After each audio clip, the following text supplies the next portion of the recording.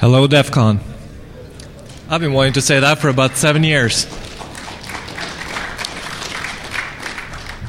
This talk's called Socially Owned in the Cloud. My name is Digividual. If you were expecting somebody else, that's bad. Since you're all here, I figured you were expecting someone else, but it's okay. So let's go on. What was my motivation for this talk? Obviously to come up here and say, welcome DEF CON, but not entirely. Not all of it, at least. The talk is about intellectual property, but from a somewhat different angle than we usually think about it, at least as usually I think about it. The big corporations have proven to us all over and over again that intellectual property is very valuable and that the laws that govern it are enforceable, at least if you are a large enough entity.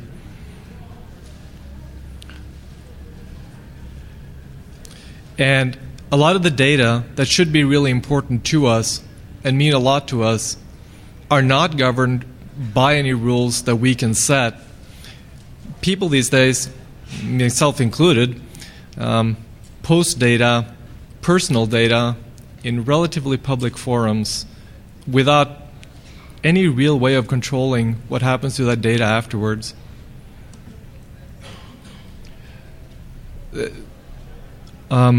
We kind of started off storing valuable information in bank boxes, vaults, our homes, whatever else. Then the computer came along, and it was a great thing for storing data in.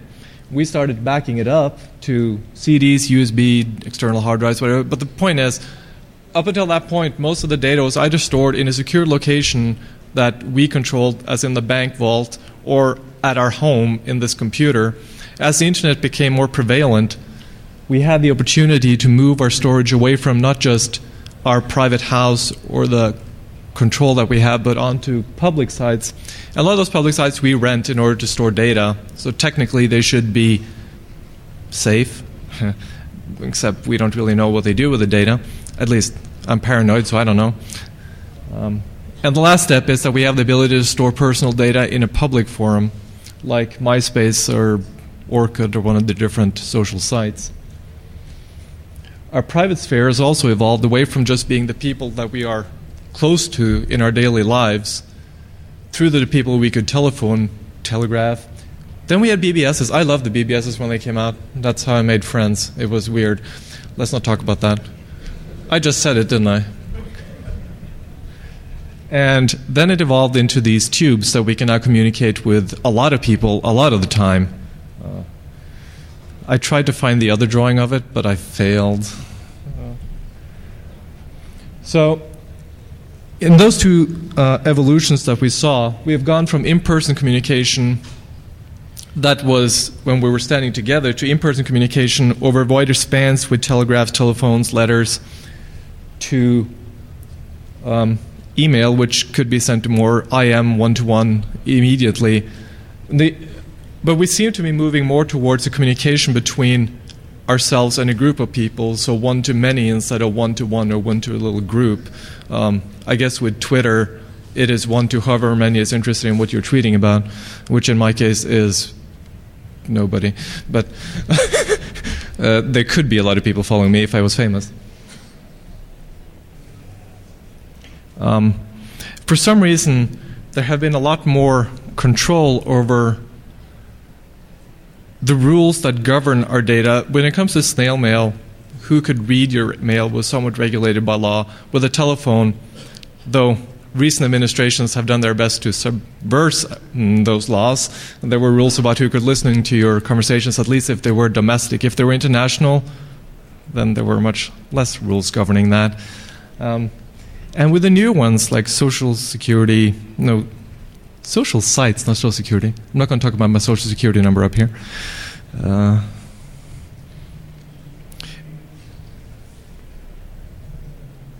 And those EULAs that we get, that we can read from all the different sites that we go to and the different software we get, I don't know anybody who reads that except the very brilliant people from the EFF. And they can even understand what it says. I tried reading it, and I really can't. And I even have a little background in law, but I don't get it. So when we put our data out there, how do we know what the provider is doing with it behind the scenes? How do they store it? What jurisdiction is it? Can you remove it? Can you delete it? What can we do? We give our data to them, and we update it frequently, at least some people do.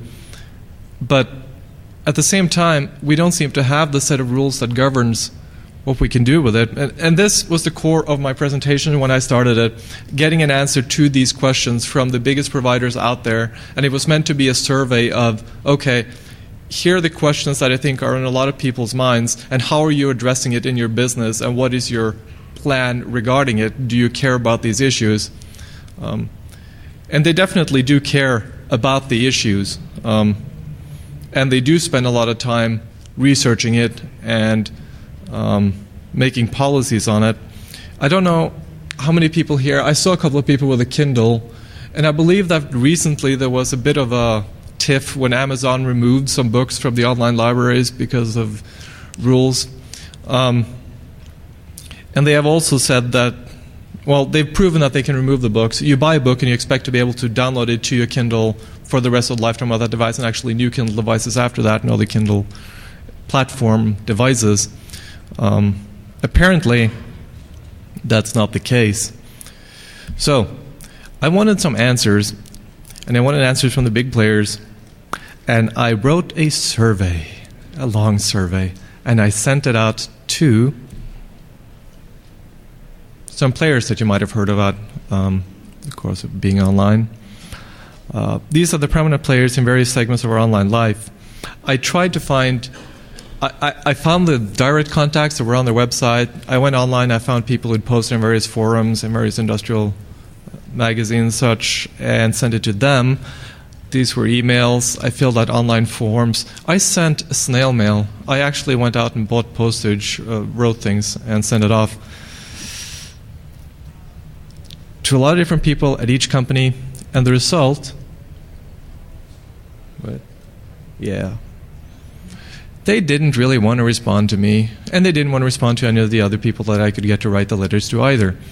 I did reply one terse comment from Amazon that claimed that due to the competitive nature of the industry, they could not divulge any data, presumably for fear that their competitors would use this data for nefarious purposes.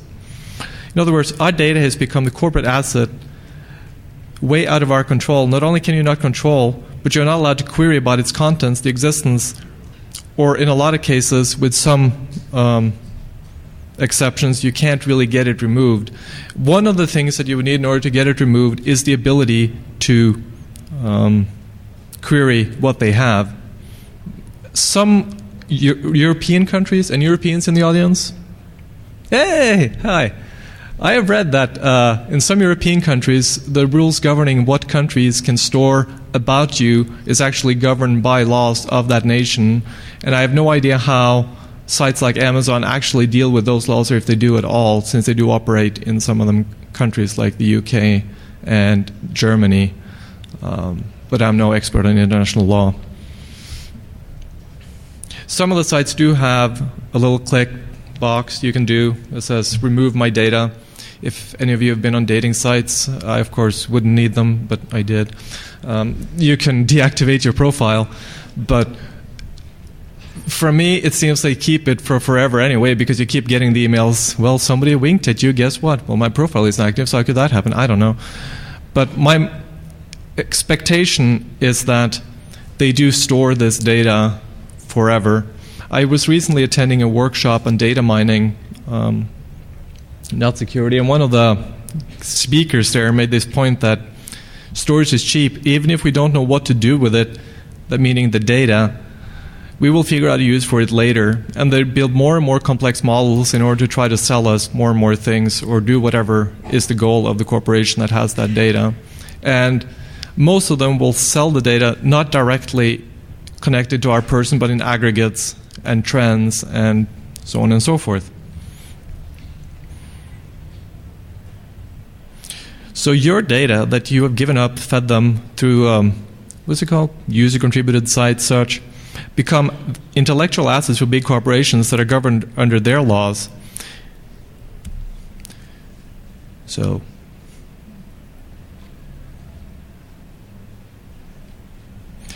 my hope After I found out that I couldn't get these answers, I changed the track of my talk a little bit because I can't really give you the results of the survey since the respondents were not able to do it or willing to do it. Maybe if I had been from a large institution which had lawyers and everything to help me write it, I would have been more successful. But as a what questions were you asking? Sorry, thank you.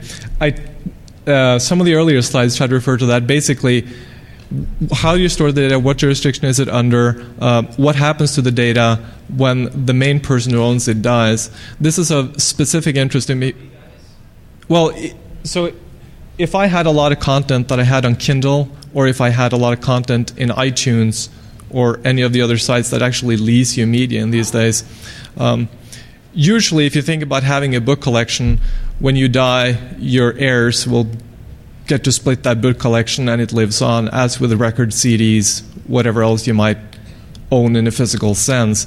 As more and more of our commerce moves over to be buying content online and some of that data being DRM. I know iTunes now is switched off from DRM, at least for their music, but for their movies and for their TV shows, it's still the same. So you're concerned with the Kindle? Sorry? Are you concerned with the Kindle? The Kindle as well, yes, because The name speaks for itself. it burns.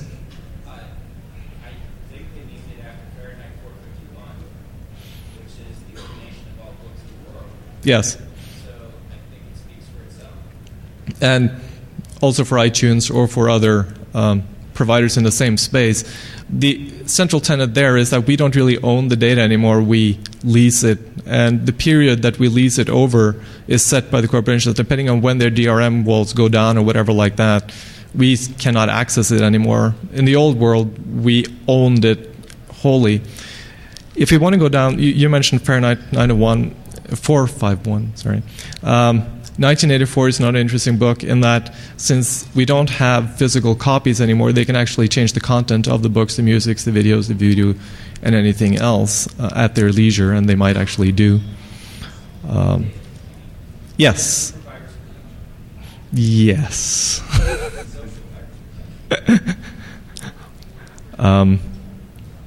I recently went to a few presentations by Microsoft. We all love Microsoft.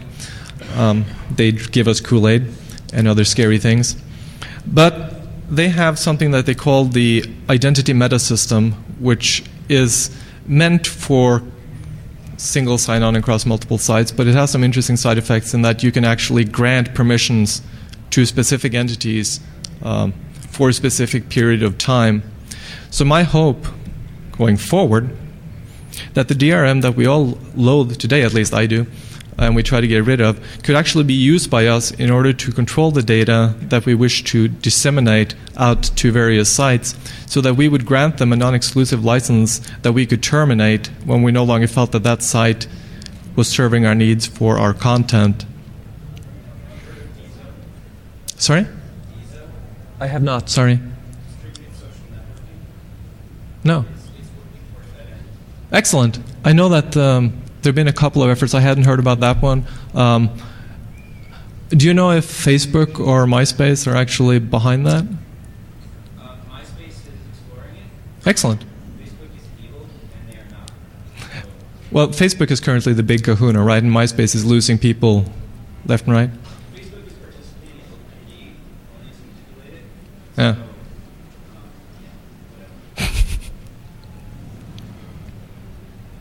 So, Let's see.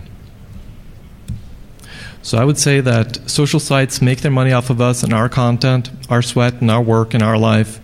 We should take our control back, and we shouldn't let them play with our data without having protection surrounding it. And that's the end of my presentation. I spoke too fast.